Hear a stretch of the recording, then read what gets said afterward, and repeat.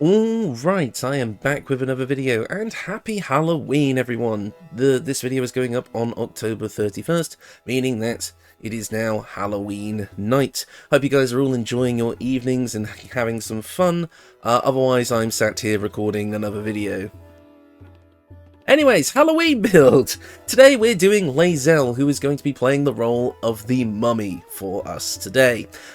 Which I thought was kind of an interesting idea, because obviously, I mean, she's got the nose for it, and both the leader of the Githyanki and Githzerai are related to undead in some shape or form. Vlaakith obviously being a lich, an undead lord, and the leader of the Githzerai basically being this psionic master who is so potent and powerful that he just lies in a catatonic state, and his image on the Forgotten Realms wiki literally depicts him in a coffin almost similar to a mummy. So I feel like it made sense to turn Lae'zel into the mummy today. Now I know that the character you're seeing on screen right now, unless the combat footage is playing, in which case maybe not, obviously I'm wearing a full thing of armour here, so it doesn't look very mummy-like just yet, but you'll see kind of from the combat footage I did my best. Unfortunately, getting like wrappings on like a regular character in this game, even with mods, at least especially trying to keep to the mods that are available on console, is pretty damn hard.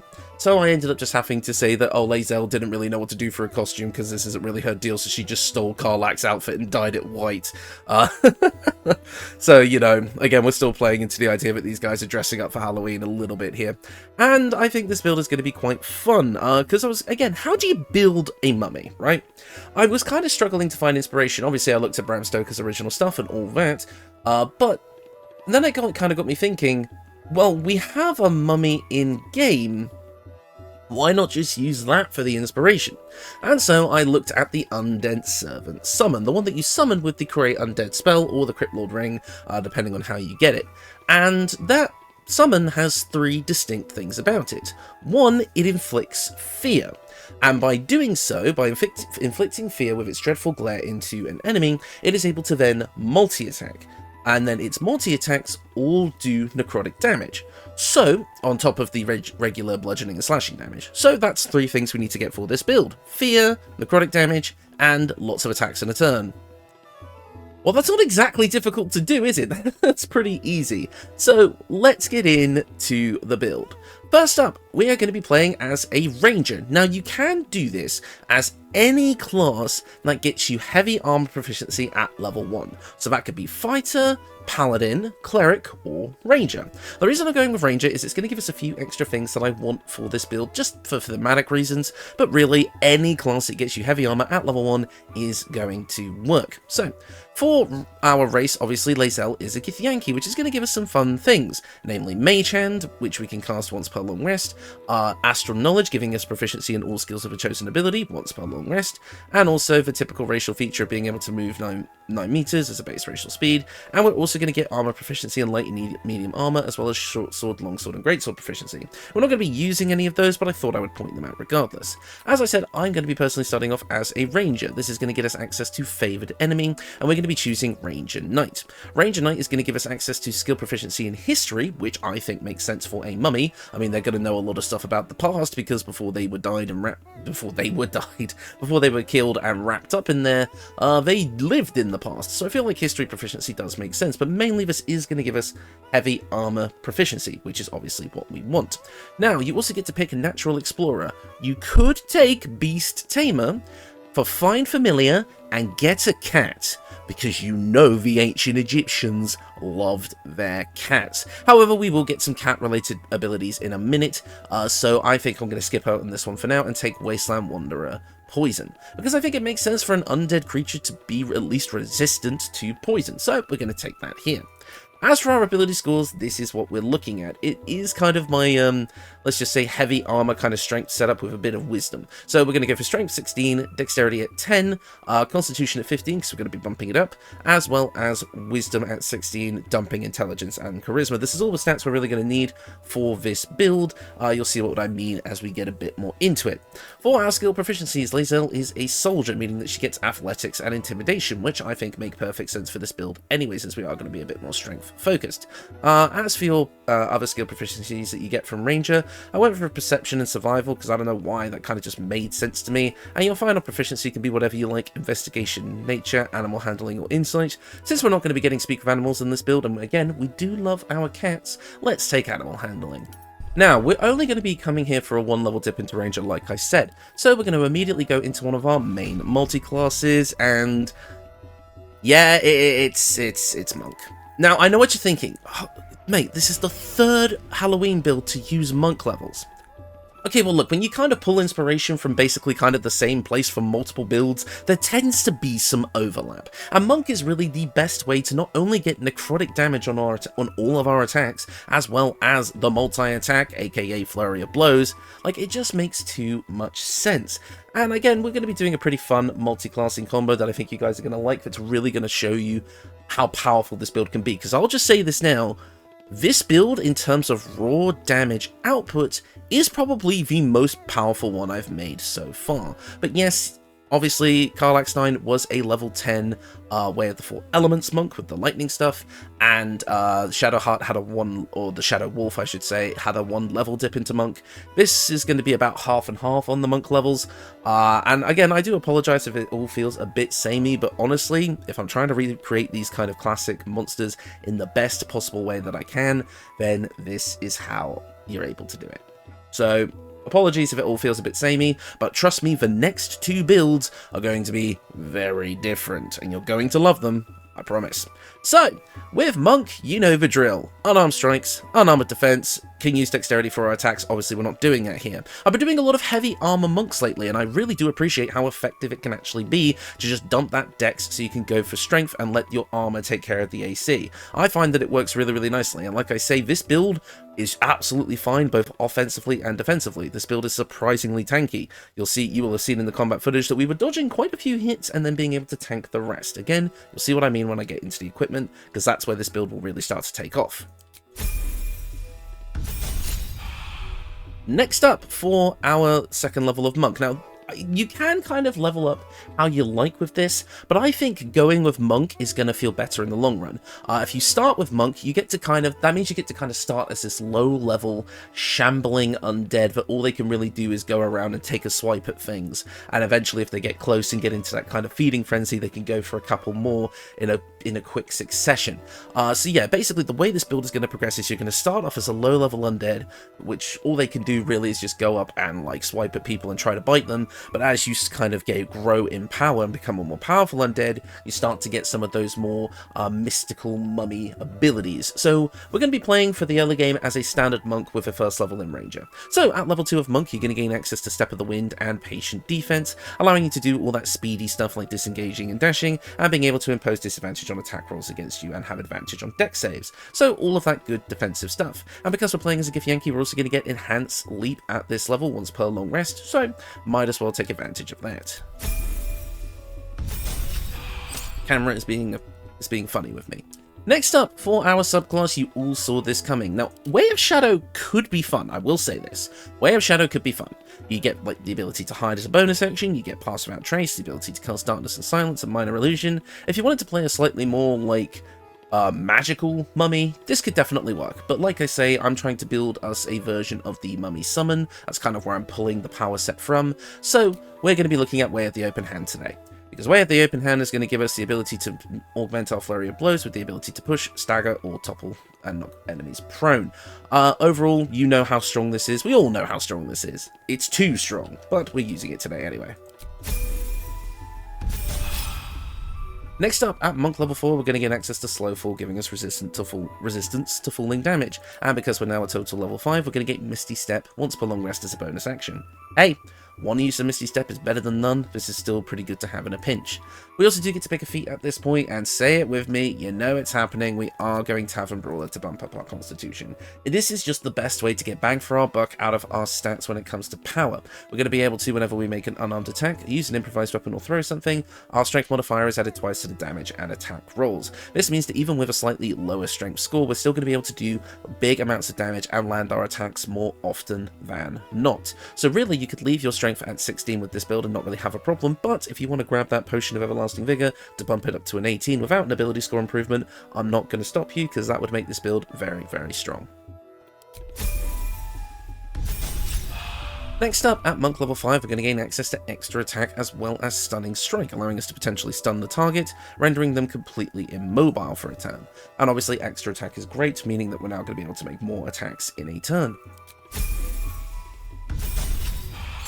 And at Monk level 6, this is what we're here for. We gain a bit of a bump to our unarmored movement, but we're not going to be using that for this build. But now our key empowered strikes are going to overcome resistance and immunity to non-magical damage, so our unarmed strikes just get to pierce defenses. But of course, we now get the best subclass features in the game, in my opinion. We're going to be getting access to Manifestation of Body, which is going to allow us to add 4 to 7 necrotic damage to all of our attacks. This is also based on your Wisdom modifier, so if you level up your Wisdom when you get to level 8, this is going to make you a bit more powerful.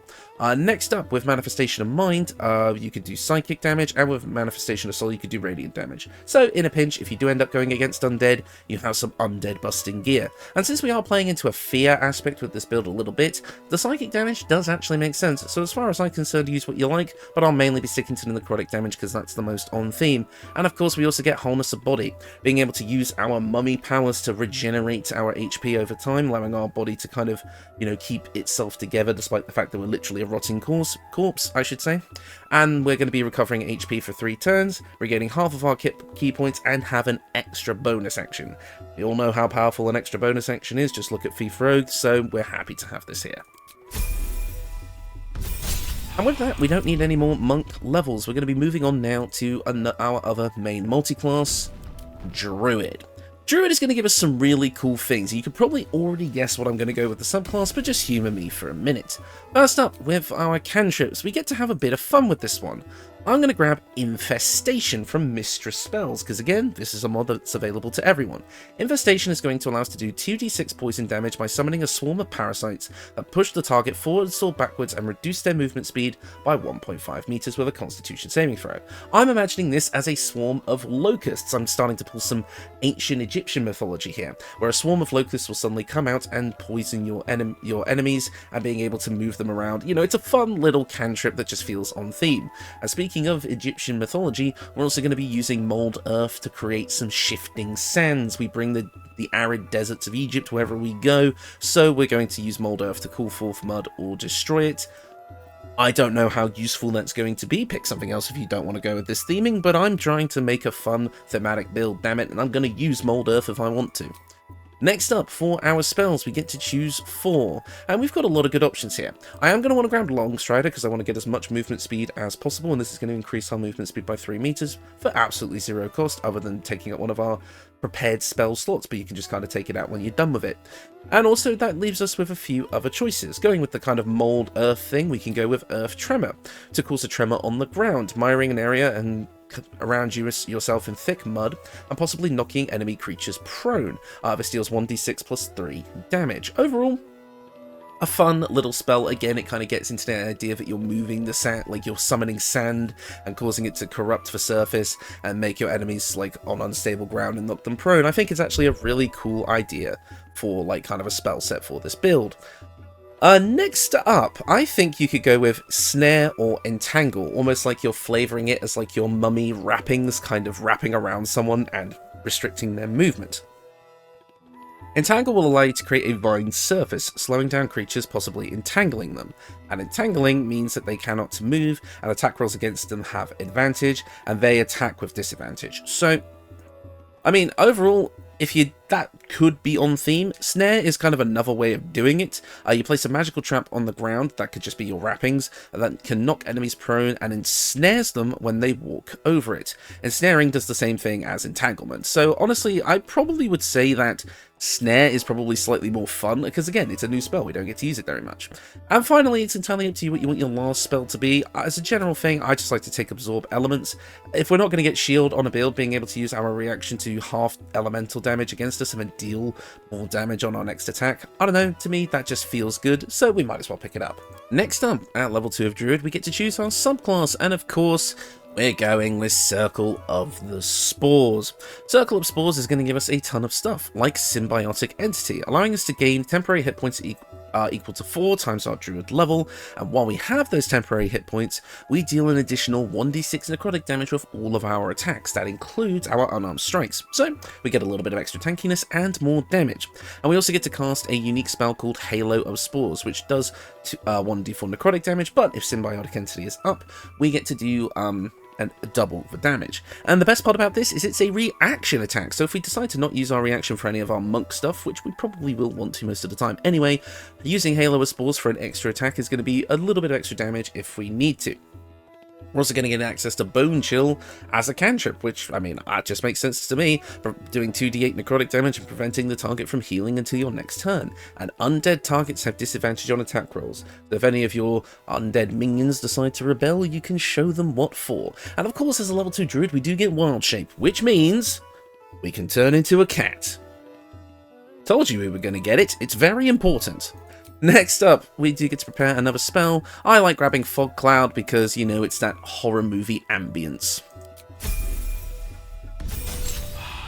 Next up, at Druid, level 3, we get access to level 2 spells, and as a Spores Druid, we're going to gain access to Blindness and Detect Thoughts. Detect Thoughts, you can take a leaf, but Blindness is an amazing spell, being able to just blind a creature without the need for concentration, meaning that you can do attack rolls against them with advantage, and they attack with disadvantage. There's a lot of advantage and disadvantage in this build, and Blindness just helps with that even more.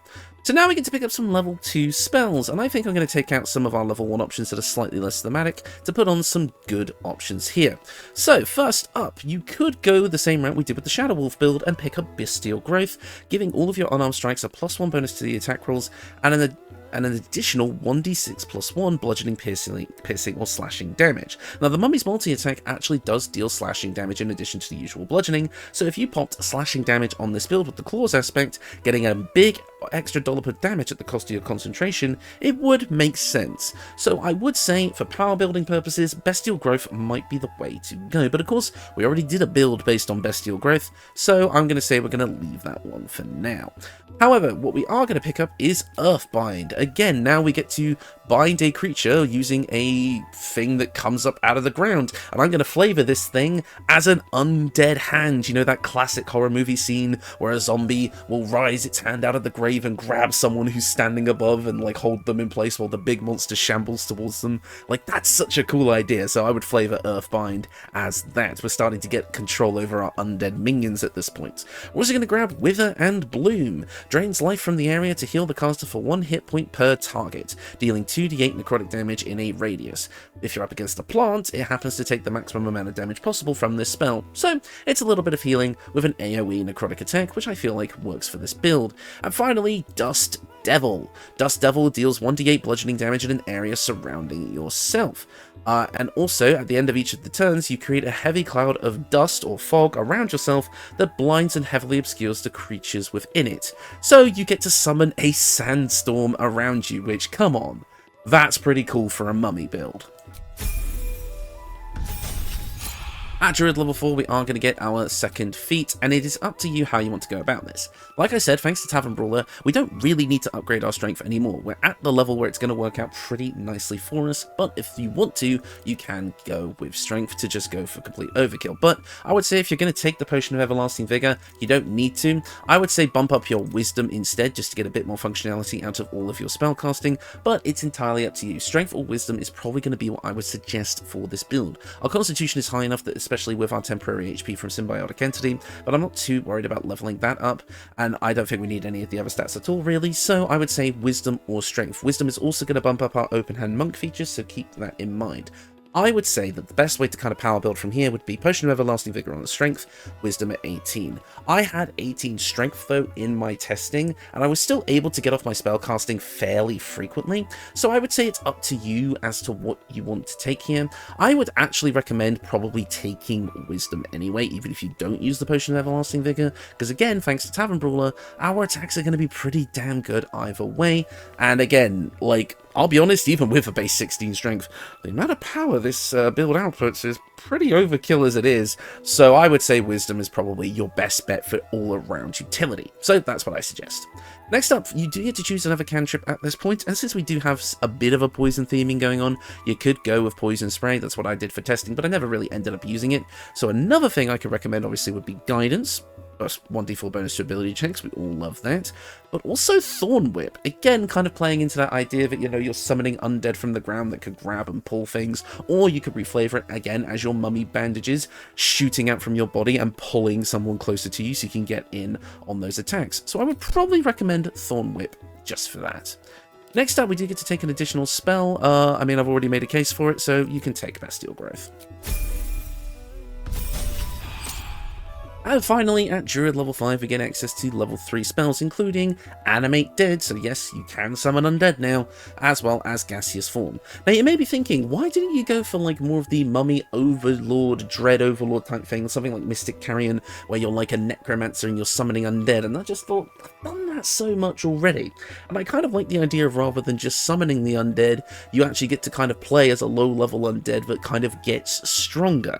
And I kind of enjoyed that idea a bit more. If you want a proper Necromancer build, I've done them. I've done Spores Druids all the way to level 12s. I've done Necromancer Wizards. I've done Oathbreaker Paladins. I've done them all. So if you want to build like that, I've got plenty on the channel. I mean, hell, my Evil Dead build is one of my favourite builds I did from back in the old days. So feel free to just go check those out. This is a different way of doing it where you're more actively involved in the combat. So I quite like this here. But you do still get to summon undead thanks to Animate Dead here. And we're also going to get access to Gaseous Form to allow yourself to turn into a kind of cloud of sand, a little miniature sandstorm, and fly away. Yes!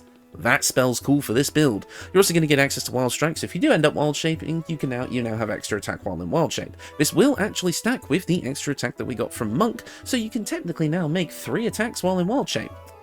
I mean, I don't know how well that's going to work for you as a cat, but hey, who knows? I mean, you could go for a spider, maybe reflavor it as like a scarab. I don't know, scarabs don't really bite people, do they? Do they? I don't know.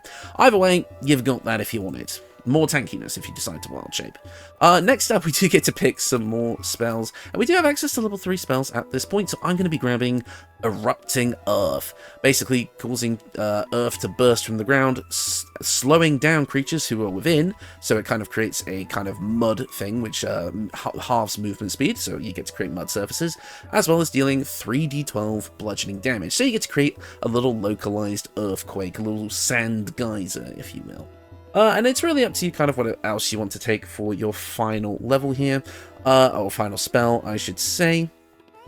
I mean, we've got pretty much everything we need already. I would actually maybe suggest Hold Person, because obviously that is kind of the power building move, and you could say you've paralyzed someone with fear. So yeah, just go with that.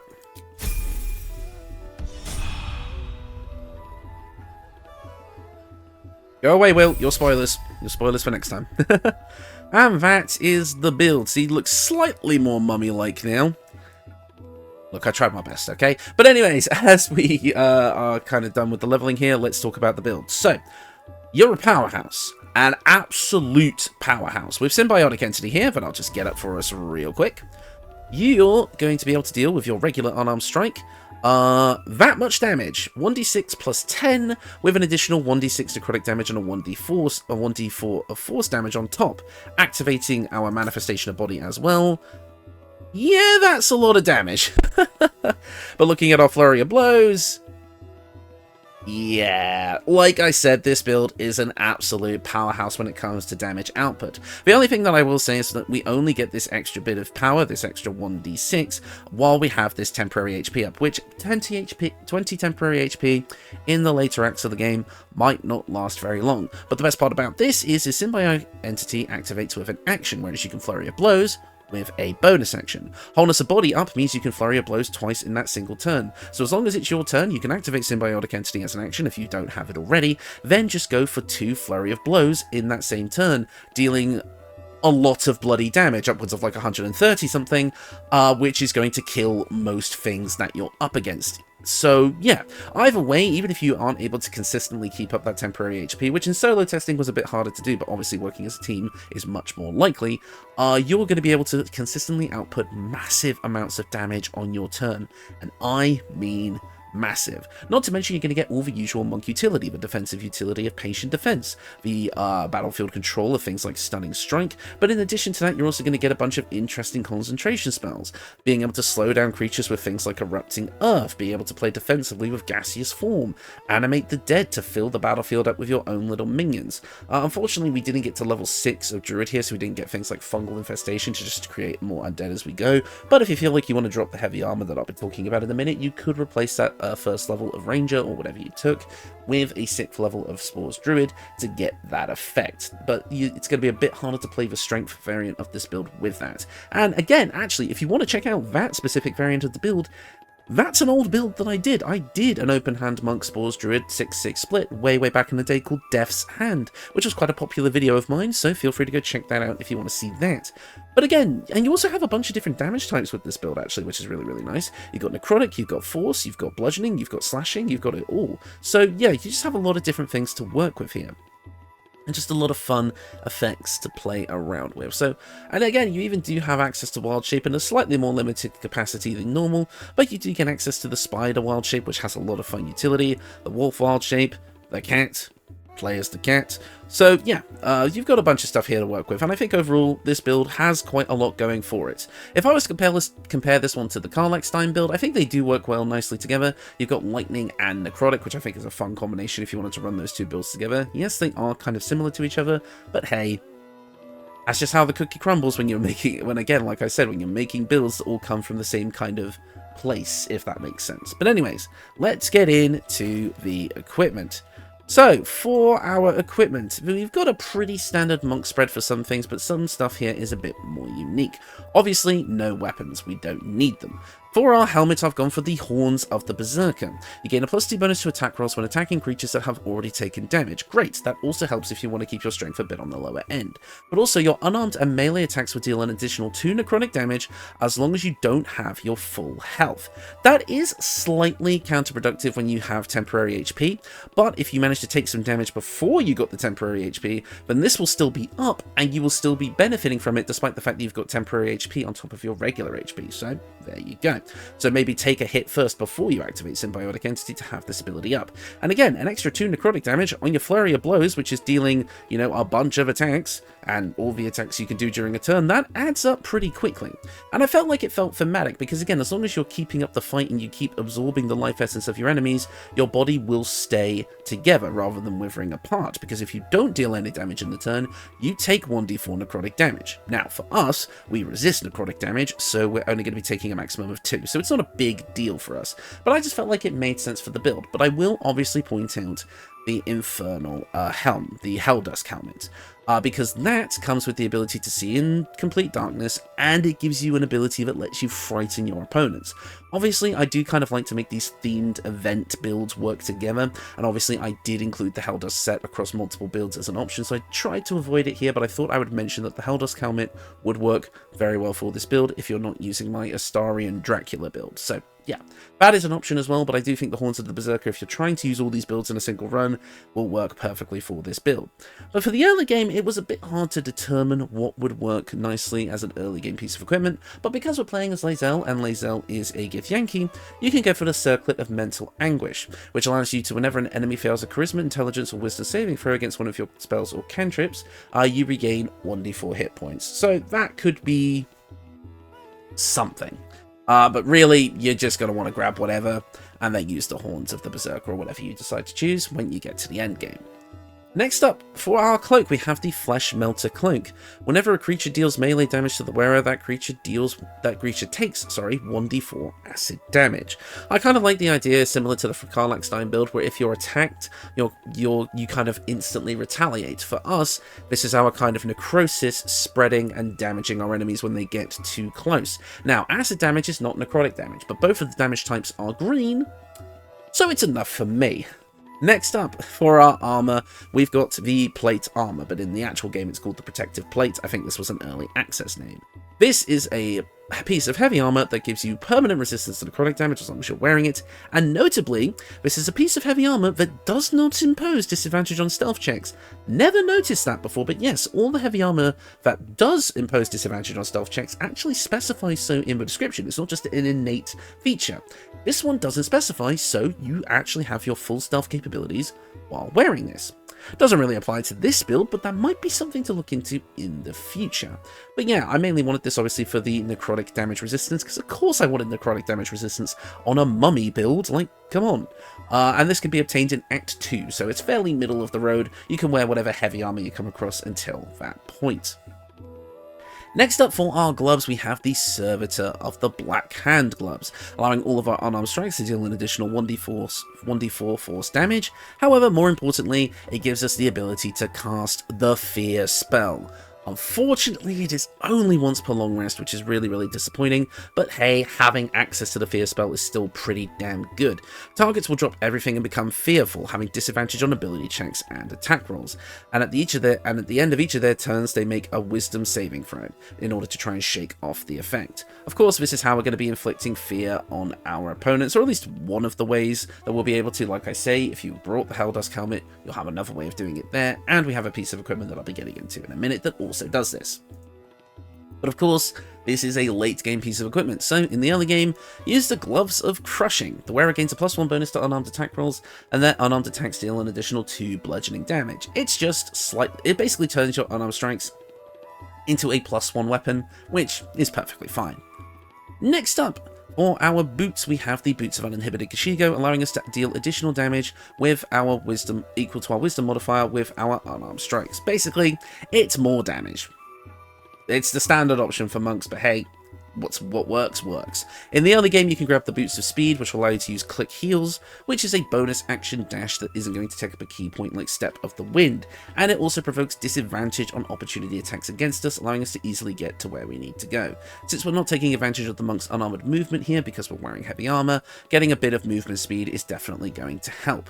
Next up for our amulet, we have the Spectator's Eyes, which allows us to cast Ray of Fear, which will allow us to frighten our target once per long rest, and gives us a necrotic ranged damage attack as well. Honestly, perfect for this build, no notes.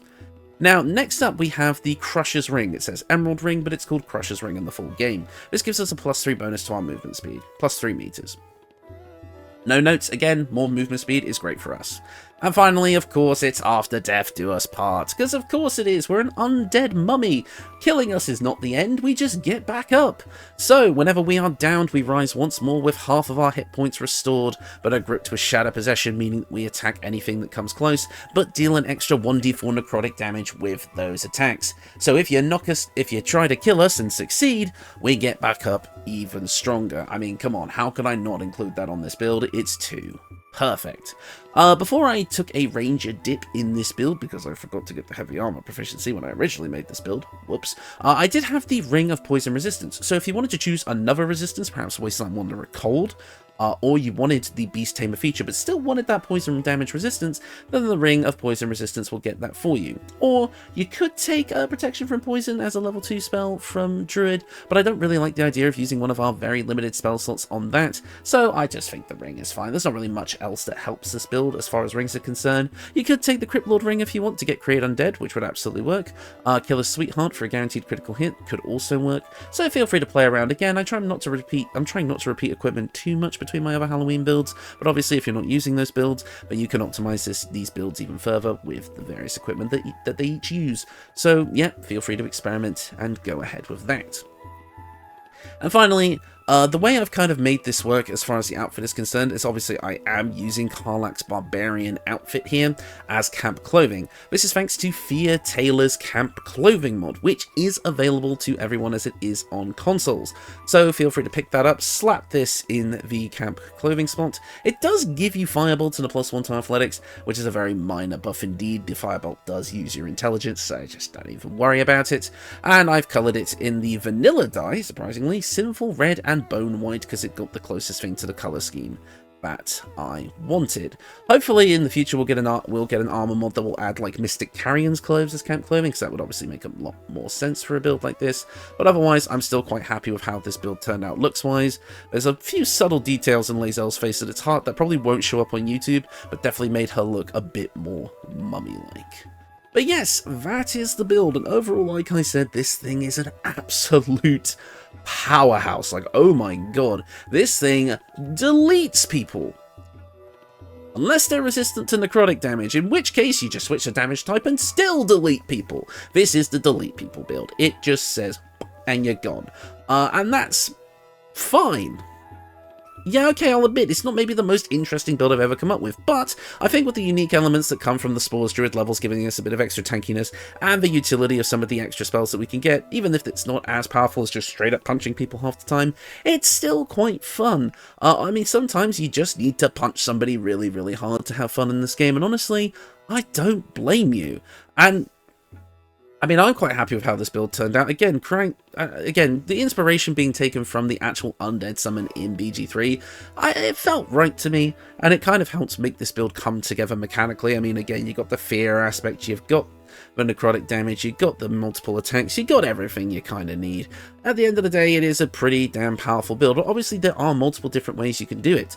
Like I say, Necromancer Wizard Spores Druid could be a fun multi-class if you can make the stats work, as well as the fact that you could go and download the Dread Overlord Warlock subclass mod, which I have yet to properly test, but could be fun. But again, once I got the idea of how I wanted to do this in my head with the kind of, like I say, low-level undead, but slowly gains power, third time saying it, like, I just wanted to make that as kind of a different take and subvert expectation a little bit. And I think it turned out really, really well. I think there's a lot of fun thematic elements to this, and again, it's just strong.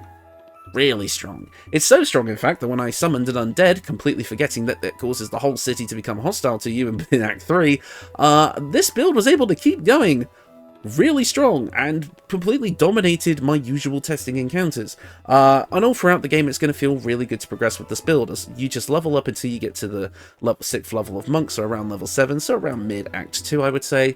And that's going to feel fairly standard, but then you start getting the druid stuff and it feels a bit more unique, and you start to feel powerful in different ways. So yeah, overall, really happy with how this one turned out. Yes, perhaps it's a bit basic, but I promise you the next 2 builds will be less basic, let's say. But anyways, that is going to do it for me. Thank you all so much for watching, and I will see you all next time.